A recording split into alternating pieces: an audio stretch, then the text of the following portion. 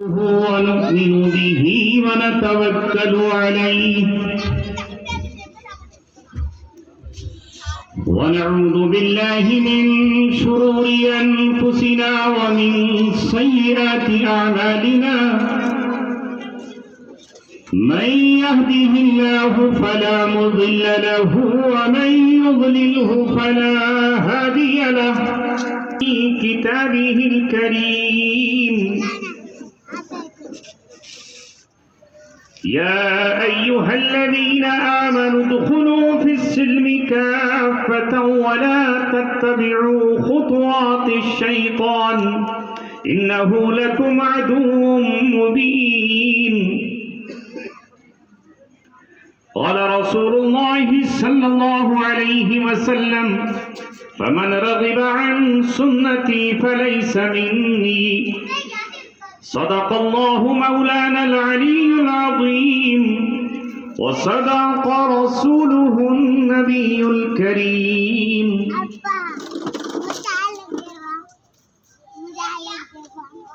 تیرے دریا میں طوفان کیوں نہیں ہے خودی تیری مسلمان کیوں نہیں ہے تیرے دریا میں طوفان کیوں نہیں ہے خودی تیری مسلمان کیوں نہیں ہے عبث ہے شکوے تقدیر یزداں تو خود تقدیر یزداں کیوں نہیں محترم حضرات کافی دیر سے آپ حضرات آج اس نورانی مجلس میں جمع ہیں یہاں تقریباً 8 ملت امت اور وطن کے نونہالوں نے قرآن کریم حفظ کر کے ایک عظیم فریضہ انجام دیا ہے آج کی یہ بزم اور یہ مجلس ان حافظوں کو مبارکباد پیش کرنے کے لیے ہے انہیں تہنیت اور بشارت دینے کے لیے ہے ان کے سر پر تاج دستار سجانے کے لیے ہے آج استقبال یہاں کسی کونسلر کا نہیں ایم ایل اے کا نہیں میئر کا نہیں کسی سیاسی شخصیت کا نہیں کسی امیر کا نہیں کسی تاجر اور بادشاہ کا نہیں کسی وزیر کا نہیں ان بچوں کا آج استقبال کیا گیا ہے جنہوں نے اپنی ماؤں کو اپنے گاؤں اور شہروں میں چھوڑ کر اے حیدرآباد والوں تمہارے شہر کا رخ کیا اور وہ یہاں قرآن سیکھنے آئے لیکن حیرت اور افسوس یہ ہے کہ حیدرآباد اپنی تاریخ کے لیے پہچانا ہوا شہر اور یہاں عوام کا عالم یہ کہ ایک گاؤں چھوٹے سے قریے میں اتنے لوگ جمع ہو جائیں اگر اس مدرسے کی طلبہ نہ ہوتے تو ذرا اپنی تعداد بتاؤ آپ کی تعداد کیا ہے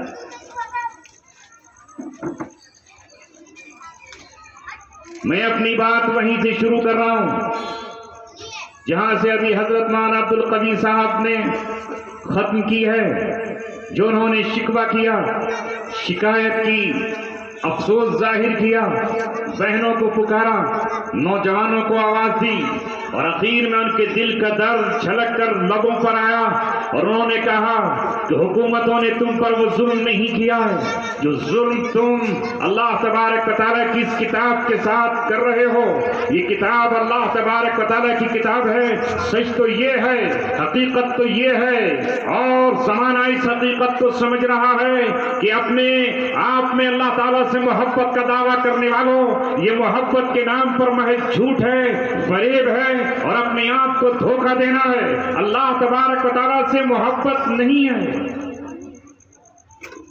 یہاں اگر اسٹیج پر کوئی شاعرہ ہوتی تو اتنے ہی لوگ ہوتے یہاں کوئی ناچنے والی طوائف ہوتی تو اتنے ہی لوگ ہوتے یہاں اگر کوئی ٹھمکے لگانے والا اور ڈانس کرنے والا ڈانسر ہوتا تو اتنے ہی لوگ ہوتے؟ نہیں ہوتے۔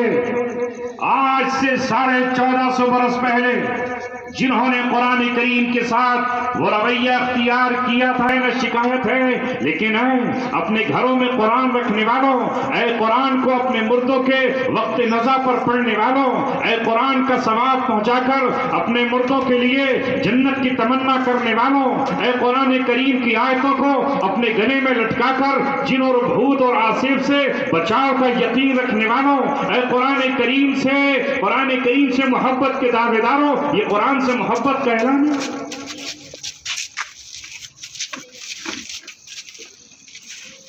کیا قرآن کے وعدوں پر یقین ہے؟ تھوڑی سی ساؤنڈ بڑھا دو اگر آپ کو بخل نہ ہو، تھوڑی سی ساؤنڈ بڑھا دو یا ایکو بڑھا دو، جس طرح ناچنے گانے والوں کے لیے بڑھاتے ہو نا، ان مولویوں کے لیے بڑھا دیا کرو، اس کا گلا گھونٹ دیں گے تاکہ آواز نکل نہ سکے، اور ہم اپنے پھیپھڑے اور گردے پھاڑ کر یہاں پہ رکھیں۔ پتہ نہیں ہر شخص کو اس آدمی سے نفرت ہے جو قرآن کا پیغام دنیا کو دینا چاہتا ہے اور پہنچانا چاہتا ہے۔ آئی نا بابا، دباتی گئی تھی نا، گلا گھونٹ دیا تھا نا، کہنا پڑتا ان سے، لیکن اگر یہیں ابھی ناچنے گانے والی کھڑی ہوتی کوئی بالی ووڈ کی اداکارہ تو پھر دیکھتے۔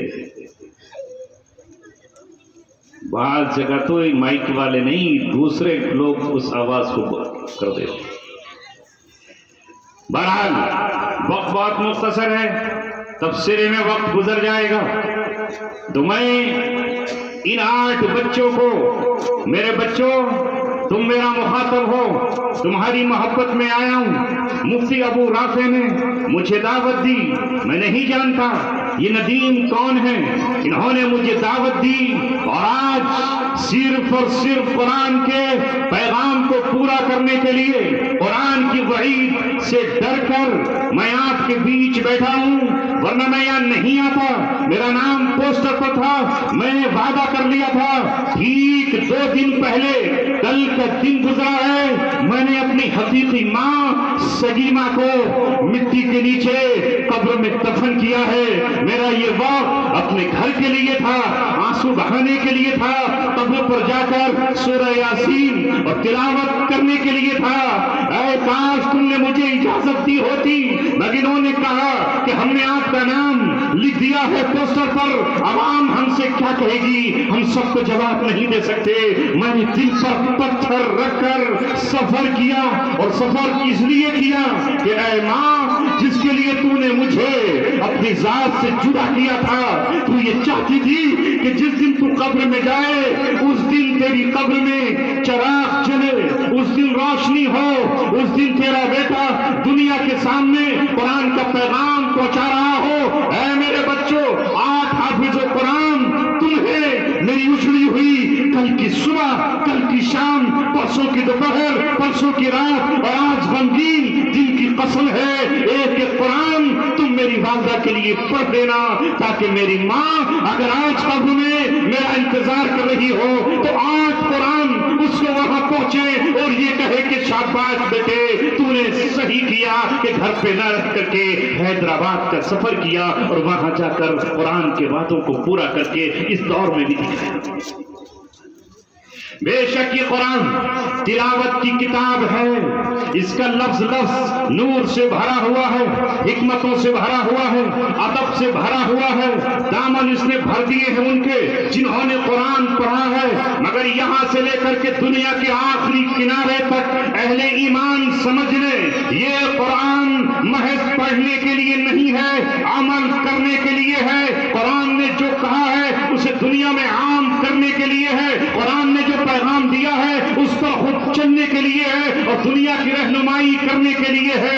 اس قرآن میں عقائد بھی ہیں، عبادات بھی ہیں، معاملات کے اصول بھی ہیں، نکاح کا طریقہ بھی ہے، طلاق کا آسان طریقے سے دیا جانا بھی ہے۔ اس قرآن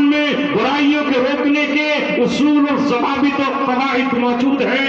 اسی قرآن میں اس دنیا سے غریبی مٹانے اور اس دنیا میں برابری اور مساوات کا پیغام پہنچانے کے لیے نسخہ موجود ہے. جب دنیا کی کتابیں آسمانی صحیح سالم موجود نہیں رہی تو آپ بدل دی گئی, انجیل تبدیل کر دی گئی, زبور چھپا دی گئی اور دنیا میں محض قصے اور کہانی رہ گئے. ظالموں کی حکومت رہ گئی, طاقتوروں کا اصول رہ گیا. تو اللہ تبارک و تعالیٰ نے ایک در یتیم کو جو آمنہ کا بیٹا ہے, جو عبداللہ کا نور نظر ہے, اسے سرزمین عرب پر بھیجا اور 40 سال کی عمر میں اسے اللہ تبارک و تعالیٰ نے دنیا میں انسان کو زندگی گزارنے کا طریقہ اس قرآن کے ذریعے بتایا. مگر اے لوگوں, وہ قرآن جو ہمیں پوری دنیا میں امن و امان کا پیغام دیتا ہے, جو برابری کا درس دیتا ہے, اس کی آیتیں پڑھتے چلے جائیے. آج کے مسلمان نے یہ طے کر رکھا ہے, وہ عرب کا ہو یا عجم کا, ہمیں قرآن کی بات نہیں ماننی ہے, ہمیں محض اپنی خواہشوں پر چلنا ہے. اسے اصول ان کے اچھے لگتے ہیں جنہوں نے اپنے آپ کو حیوانوں کی فہرست میں کھڑا کر لیا ہے.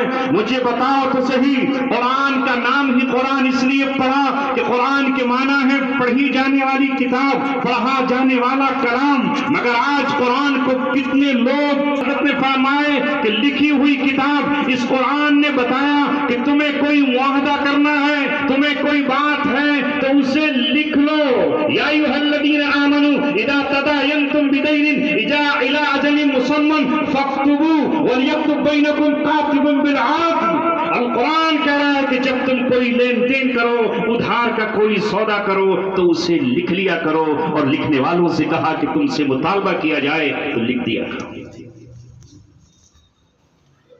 کیا مسلمان اس پہ عمل کر رہا ہے؟ وہ معاملہ چھوٹا ہو یا بڑا اسے لکھ لو. مگر آج مسلمان لکھنے کو عار اور شرمندگی محسوس کر رہا ہے. میں کسی کے پاس گیا, اس سے پیسے ادھار مانگے, اس نے دے دیے, میں لکھوانے کو شرم محسوس کر رہا ہوں, وہ لکھنے کو شرم محسوس کر رہا ہے. تھوڑے دنوں کے بعد میری نیت بدلی اور میں نے اپنے آپ کو بدل لیا, اور وہ کہتا ہے کہ میری رقم واپس کر دو. میں کہتا ہوں کہ آپ نے مجھے رقم دی ہی نہیں. ہزاروں مثالیں اس کی موجود ہیں. ہمیں لکھنے سے شرم آ رہی ہے.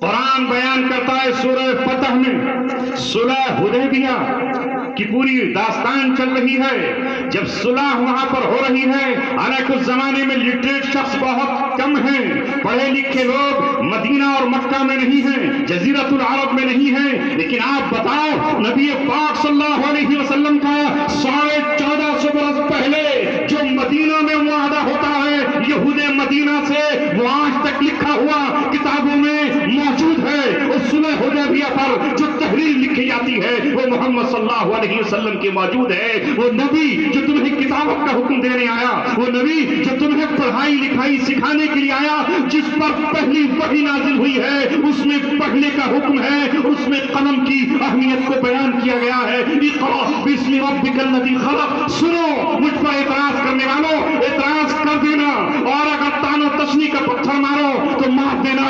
سب سے پہلا حکم اور سب سے پہلا آرڈر اور سب سے پہلی بات جو اللہ تبارک و تعالیٰ نے تو عالم کے تاجدار سے کہی ہے, محمد صلی اللہ علیہ وسلم سے کہی ہے, وہ اقیم الصلاۃ نہیں ہے نماز کو قائم کیجئے, وہ اتم الصیام الی اللیل نہیں ہے کہ روزہ رکھیے, وہ اتم الحج والعمرۃ للہ نہیں ہے, وہ آتوا الزکاۃ نہیں ہے, وہ فاغسلوا وجوہکم وایدیکم وہ وضو کا حکم نہیں ہے, وہ تیمم کا حکم نہیں ہے. سب سے پہلی جو فرمان آیا ہے, سب سے پہلی جو وحی آئی ہے, جو اللہ تبارک و تعالیٰ نے 600 سال کا رشتہ جو زمین سے کٹا ہوا تھا اسے دوبارہ سے جوڑا ہے, وہ جڑتا ہے. اقرأ پڑھیے.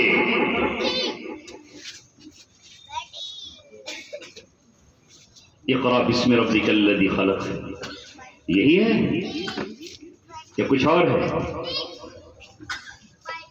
پڑھیے. اقرأ باسم ربک الذی خلق خلق الانسان من علق. اقرأ وربک الاکرم الذی علم بالقلم. جس نے تعلیم دی انسان کو قلم کے ذریعے یہاں قلم کی اہمیت کو بیان کیا جا رہا ہے.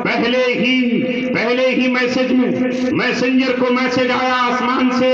پہلا میسج ہے قلم کی اہمیت کا. ابھی مکی زندگی ہے. یہاں اللہ تبارک و تعالیٰ نے نون والقلم وما یسطرون قسم کھائی, اور قسم کھا کر کس کی چیز کی قسم کھائی؟ قلم کی قسم کھائی, اور جو قسم سے لائنیں اور سطریں لکھی جاتی ہیں اس کی قسم کھائی. کتنا پرموٹ کیا نبی پاک صلی اللہ علیہ وسلم نے تعلیم پر. سنا بھی آپ نے حضرت والا کی زبانی. انہی کی محفل سنوارتا ہوں, چراغ میرا ہے رات ان کی, انہی کے مطلب کی کہہ رہا ہوں, زبان میری ہے بات ان کی. نبی پاک صلی اللہ علیہ وسلم نے کہا خیرکم من تعلم القرآن وعلمہ, تم میں سب سے اعلیٰ اور سب سے افضل وہ ہے جو قرآن سیکھتا ہے اور قرآن سکھاتا ہے. روئے زمین پر سب سے بہترین مخلوق, روئے زمین کی سب سے پیاری مخلوق وہ ہے جو قرآن پڑھے اور پڑھائے. اس لیے کہ قرآن میں آخرت کا تذکرہ بھی ہے, رب کی عظمتوں کا بیان بھی ہے, اللہ تبارک و تعالیٰ کی رحمت کا ذکر بھی ہے, نظام تجارت کیسے چلے اس کا تذکرہ ہے, دنیا میں بدامنی کیسے ختم ہو اس کا ذکر ہے, برابری کیسے قائم ہو اس کا اس میں بیان ہے, دنیا میں کس طرح سے توازن قائم رہے, ڈس بیلنس نہ ہو اس کا قرآن میں ذکر ہے. شراب حرام ہے, یہ بے حیائی کے کام ہے, اس میں قرآن کا ذکر ہے. جوا حرام ہے, قرآن کا ذکر ہے. مال کہاں خرچ کرنا ہے اس کا ذکر ہے. دنیا میں اللہ تبارک و تعالیٰ نے اگر تمہیں مال دیا ہے تو یہ مال فضول لٹانے کے لیے نہیں ہے. ولا تبذر تبذیرا, اپنے مال کو فضول خرچ مت کرو. یہ سامنے پٹاخے پھوڑنے والے, یہ سامنے اپنے مال کو برباد کرنے والے قرآن کو نہیں جانتے, قرآن کو نہیں مانتے, اللہ کو نہیں مانتے, مال کو فضل نہیں جانتے. ایک مسلمان ایک دینار بھی ایک درہم بھی اپنا فضول خرچ نہیں کرے گا, اس لیے کہ وہ اللہ تبارک و تعالیٰ کی عطا ہے. جس طرح جسموں میں خون اللہ تبارک و تعالیٰ کا دیا ہوا ہے, ایک قطرہ خون تمہارا کوئی بہا دے تو تھانے پہنچ جاؤ گے, ایف آئی آر نہیں لکھی جائے تو پھر اسد الدین اویسی صاحب کے پاس پہنچ جاؤ گے, فلاں نے میرے چاقو مارا, ایف آئی آر نہیں لکھی جا رہی, خون کا قطرہ ٹپک گیا اور اس پر میری رپٹ کیوں نہیں لکھی جا رہی ہے, کیوں کیا بات ہے, خون بھی بہا دیجئے, جانتے ہو کہ یہ بہت قیمتی شے ہے. اسی طرح اللہ تبارک و تعالیٰ نے مال کو بھی قیمتی شے قرار دیا ہے. ایک طرف مال کو فضل قرار دیا ہے, مال کی حفاظت کا حکم دیا ہے اللہ تبارک و تعالیٰ نے, اور کسی کو یہ حق نہیں دیا کہ وہ کسی کے مال محفوظ پر ہاتھ ڈالے, اسے چور قرار دیا گیا ہے. اور چور کو اللہ کے رسول صلی اللہ علیہ وسلم نے دنیا میں بھی سزا کا حکم اس قرآن کے ذریعے جاری کیا ہے اور آخرت میں بھی جاری کیا ہے. اور آپ نے فرمایا لا یسرق السارق, کوئی چور جب چوری کرتا ہے تو یہ ہو نہیں سکتا کہ وہ چوری کرنے کے وقت میں مسلمان. اس لیے کہا خیرکم من تعلم القرآن وعلمہ. محض لفظ نہیں پڑھنے ہیں, معنی بھی سیکھنے ہیں, احکام بھی جاننے ہیں, اس پر عمل کرنا ہے. افلا یتدبرون القرآن, یہ قرآن کریم میں غور نہیں کرتے. ام علی قلوب اقفالها, کیا ان کے دلوں پر تالے پڑے ہوئے ہیں. مگر اے آج کے نوجوانوں اور اے آج کے مسلمانوں, بتاؤ تو صحیح, قرآن سے بغاوت کا اعلان ہم نہیں کر رہے تو اور کون کر رہا ہے.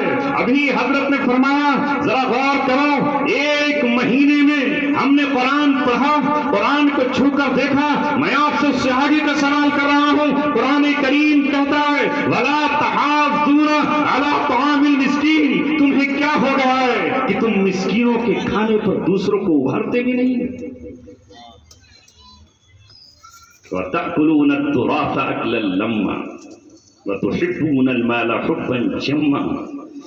تم میراث کو ہڑپ کر جاتے ہو, کھا جاتے ہو اکٹھے ہو کر. وَتَأْكُلُونَ التُّرَاثَ أَكْلًا لَمًّا وَتُحِبُّونَ الْمَالَ حُبًّا جَمًّا, اور تم مال سے ٹوٹ کر محبت کرتے ہو. ایک مسلمان مال سے محبت تو کرتا ہے لیکن ٹوٹ کر نہیں کرتا. پرستش اس کی نہیں کرنا چاہیے, اس کے مال میں حق ہے. وَفِي أَمْوَالِهِمْ حَقٌّ مَّعْلُومٌ لِلسَّائِلِ وَالْمَحْرُومِ, جو مانگ رہے ہیں ان کا بھی حق ہے، جو نہیں مانگتے ان کا بھی حق ہے۔ یہ مال 100% تمہارا نہیں ہے۔ اگر تمہارے پاس 52.5 تولے چاندی، 7.5 تولے سونا، یہ دونوں کو ملا کر 52.5 کے برابر ہو جائے، یہ تجارت کا سامان، یہ تمہارے پاس اتنا پیسہ ہو تو ہر سال تمہیں اس میں سے 2.5% زکوٰۃ نکالنا ہے۔ یہ زکوٰۃ ان طبقات کو دینا ہے جو مسکین ہیں، جو فقراء ہیں، جو یتیم ہیں، جن کے کاندھوں پر قرضوں کا بوجھ ہے، اور جن کی گردن قرضوں میں گھری ہوئی ہے، یہ وہ قوت میں پڑے ہوئے ہیں، یہ اس زمانے میں وہ غلامی کی زندگی گزارتے ہیں، یہ مسافروں کو دینا ہے۔ مگر آج کا مسلمان اس زکوٰۃ کے نام سے واقف تک نہیں ہے، وہ زکوٰۃ کہاں نکال رہا ہے؟ رب دو جہاں کی قسم، دنیا میں جس تعداد میں مسلمان بستے ہیں، اگر وہاں کے تاجر، وہاں کے امیر اور وہاں کے کسان اگر اپنی زکوٰۃ صحیح معنی میں نکالنے لگے اور وہ زکوٰۃ وہاں خرچ ہونے لگے جہاں اللہ نے خرچ کرنے کا حکم دیا ہے، تو 5 سال میں کوئی مسلمان غریب نظر نہیں آئے۔ دنیا سے غریبی زکوٰۃ کی شکل میں تمہارے اپنے قوم سے مٹ جائے گی۔ اور جہاں تک تعلق ہے دوسروں پر خرچ کرنے کا، تو قرآن نے خرچ کے سلسلے میں جتنی وضاحت کی ہے، کسی اور حکم کو اتنا واضح نہیں کیا۔ ہم سے یہ نہیں کہا گیا کہ ہم دوسروں کی دولت لوٹنے چلیں، نہیں، تجارت کے وہ تمام طریقے حرام قرار دے دیے گئے جس میں ایک پارٹی کو نقصان تھا۔ جوا حرام، سٹہ حرام، شرط حرام۔ محنت کرو اور محنت کر کے کماؤ۔ وَلَا تَأْكُلُوا أَمْوَالَكُمْ بَيْنَكُمْ بِالْبَاطِلِ إِلَّا أَن تَكُونَ تِجَارَةً عَن تَرَاضٍ مِّنكُمْ۔ قرآن کہہ رہا ہے کہ ناحق کسی کا مال مت کھاؤ، کسی کا مال مت کھاؤ، کسی کمزور کو مت دباؤ۔ إِنَّ الَّذِينَ يَأْكُلُونَ أَمْوَالَ الْيَتَامَىٰ ظُلْمًا إِنَّمَا يَأْكُلُونَ فِي بُطُونِهِمْ نَارًا وَيَصْلَوْنَ سَعِيرًا۔ اس زمانے میں یتیم کمزور تھے، بڑے ان کا مال کھا جایا کرتے تھے، اور اس کی ماں کو، اس کی بیوہ کو نکاح کی اجازت نہیں دیتے تھے، ان بچوں کا مال کھا رہے ہیں۔ قرآن کریم نے، عبداللہ کے در یتیم نے اس قرآن کے ذریعے سے کہا جو یتیموں کا مال کھائے گا وہ مال نہیں کھا رہا ہے، وہ انگارے اپنے پیٹ میں داخل کر رہا ہے۔ آج اگر حکومت وقت اس سے حساب نہیں لیتی ہے تو نہ لے احکم الحاکمین، جس نے اس کے باپ کو اٹھا لیا ہے اس کے بچپنے میں، وہ کل قیامت میں اسے جہنم میں چھوپ کر کے رہے گا اور یہ اپنے پیٹ میں انگارے ڈالے گا۔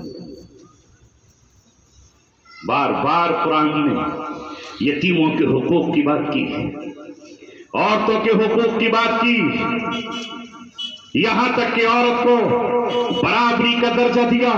یہ ہم تھے دنیا میں فخر کرنے والے، یہ ہم تھے شان سے کہنے والے کہ ہماری بیٹیاں اور ہماری اور مائیں اور بہنیں برابر سے ہماری شریک ہیں۔ اگر ہم تعلیم حاصل کرتے ہیں، حج کرتے ہیں تو ان پر بھی حج فرض ہے۔ اگر ہم نماز پڑھتے ہیں تو ان کو نماز سے علیحدہ نہیں کیا گیا۔ اگر ہم روزہ رکھتے ہیں تو وہ بھی روزہ رکھتی ہیں۔ اگر ہم کسی مال کے مالک ہیں تو وہ بھی مال کے مالک ہیں۔ زکوٰۃ ہم پر بھی فرض ہے تو زکوٰۃ ان پر بھی فرض ہے۔ اگر باپ کی حسین فرما کر یہ کہا کہ باپ کی وراثت میں بیٹیوں کا بھی حق ہے، اگر بیٹوں کا حق ہے، شوہر کی وراثت میں اگر بیٹوں کا حق ہے تو بیوی کا بھی حق ہے۔ اس کا پورا نظام میراث ہے جو پڑھایا جاتا ہے علماء کو، مگر دل پہ ہاتھ رکھو، سینے کو ٹٹول کر دیکھو اور ایک سب ٹھنڈی سانس لو۔ ہم نے کیا اپنی بہن اور بیٹیوں کے ساتھ ظلم و ستم نہیں کر رکھا ہے؟ ہم نے ان کو وراثت دی، کیا ہم نے ان کو وراثت میں شریک کیا؟ جس طرح زمانے جاہلیت میں قانون یہ تھا کہ وراثت طاقت والے کو ملے گی، تلوار چلانے والے کو ملے گی، گھوڑے کی پیٹھ پر بیٹھ کر ننگی شمشیر سے مقابلہ کرنے والے کو ملے گی، بچہ محروم، عورت محروم، بوڑھا محروم، بوڑھی محروم۔ کیا اسی 1400 سال پرانی جاہلیت کو ہم نے اپنے محلوں میں، اپنے گھروں میں، اپنے قوانین میں زندہ نہیں کر رکھا ہے؟ ہم نے کیا کیا ہے؟ ایک ہی فکر کرتی ہے کہیں اسے چوہا مل جائے، ایک کتا پتا نہیں کرتا ہے کہیں سے اسے کوئی چھیچڑا مل جائے. اسی طرح ہم نے اپنی پوری زندگی کے 24 گھنٹے اپنی پیٹ کی عبادت میں, اپنی خواہشات نفسانی کو پورا کرنے میں لگائے ہوئے ہیں. ہمیں کوئی فکر نہیں ہے, ہم یہ نہیں جانتے کہ ہم حیوان نہیں ہیں, ہم انسان ہیں. اللہ تبارک و تعالیٰ نے ہمیں فرشتوں سے سجدہ کرایا, ابلیس کو محروم کیا, جنات کو اس مقام پر نہیں بٹھایا جس مقام پر ہمیں بٹھایا ہے. درد دل کے واسطے پیدا کیا انسان کو, ورنہ طاعت کے لیے کچھ کم نہ تھے کرو بھی. عبادت کے لیے اس کے فرشتے موجود ہیں. بارش کے ہر قطرے کے ساتھ ایک فرشتہ اترتا ہے اور اسے اسی پیڑ پر برساتا ہے جہاں اس کو حکم ہے, اور اس قطرے کو وہیں لے جاتا ہے جہاں سمندر میں سیپ ہوتی ہے. وہ قطرہ پانی کو چیرتا ہوا سیپ میں داخل ہوتا ہے, سیپ کا منہ بند ہوتا ہے اور وہ موتی بن جاتا ہے. اس کے اتنے فرشتے ہیں. یہ ہرا درخت اللہ کی تسبیح کر رہا ہے, یہ ذرے اللہ کی تسبیح کر رہے ہیں, آسمان اللہ کی تسبیح کر رہا ہے. میرے اور اللہ نے مجھے اور آپ کو عبادت کے لیے یقیناً پیدا کیا ہے, لیکن درد دل کے واسطے پیدا کیا انسان کو, ورنہ طاعت کے لیے کچھ کم نہ تھے کرو گے. وہ ہم کر رہے ہیں. کھانا, روٹی, مسکا, اسی پر زندگی گزر رہی ہے. قلم ہاتھوں میں نہیں, زبان پر علم نہیں, ذہنوں میں نہ جانے کیا ہے. میں رات اس مدرسے میں آیا, میں نے مدرسے کا حال دیکھا. ٹوٹے پھوٹے ہوئے فرش ہیں, ٹوائلٹ میں داخل ہو تو فرش نہیں میں خرچ کرنے کے لیے ہے, اگر نہیں ہے تو ان معصوم بچوں کے لیے نہیں ہے جو لائن لگائے ہوئے کھڑے ہیں, جو صحیح معنوں میں اس دنگے سے فارغ نہیں ہو سکتے. قصور کیا ہے ان کا؟ قصور ان کا یہ ہے کہ یہ سرزمینیں بہار سے تعلق رکھتے ہیں یا جھارکھنڈ سے تعلق رکھتے ہیں. قرآن نے تو یہ کہا تھا کہ انما المؤمنون اخوة فاصلحوا بین اخویکم واتقوا اللہ لعلکم ترحمون. دنیا کا کوئی ایک شخص جو کلمہ طیبہ پڑھتا ہے وہ تمہارا بھائی ہے, وہ مسلمان ہے. محمد رسول اللہ کی مجلس میں حبشے کا بلال بھی ہے, تو روم کا صہیب بھی ہے, اور ایران کا حضرت سلمان فارسی بھی ہے, عرب کا قریشی عمر ابن خطاب بھی ہے. برابری کا درجہ ہے, کسی کو کوئی چھوٹے اور بڑے پن کا احساس نہیں ہے. جب غزوہ خندق پر 10 آدمیوں کو خندق کھودنے پر لگایا گیا, ہر ایک نے ایک دوسرے کا ہاتھ پکڑ لیا اور اپنے لیے زمین تقسیم کر لی. حضرت سلمان فارسی کو چھوڑ دیا, سلمان تنہا کھڑے ہیں جیسے ہم کرتے ہیں نا شادیوں میں, اپنے اپنے جاننے والوں کو بلا لیا اور ٹیبل پر بیٹھ گئے. کوئی مہانا اگر دہلی سے آ گئے تو انہیں کون پوچھے گا؟ جاؤ بھائی اپنے پلیٹ لے کے خود وہ بندر کی طرح اسے بھر کے لے آؤ. تو اسٹینڈنگ چل رہا ہے کہ کرسی پر پڑی تو آپ نے کہا سلمان الگ کیوں کھڑے ہو؟ کہا یہ عرب ہیں, انہوں نے ایک دوسرے کا ہاتھ تھام لیا اور اپنا ساتھی بنا لیا. مجھے اپنے ساتھ خندق کھودنے میں کون شریک کرے؟ اس صفدر عالم کے تاجدار نے جو اپنا کردار پیش کیا ہے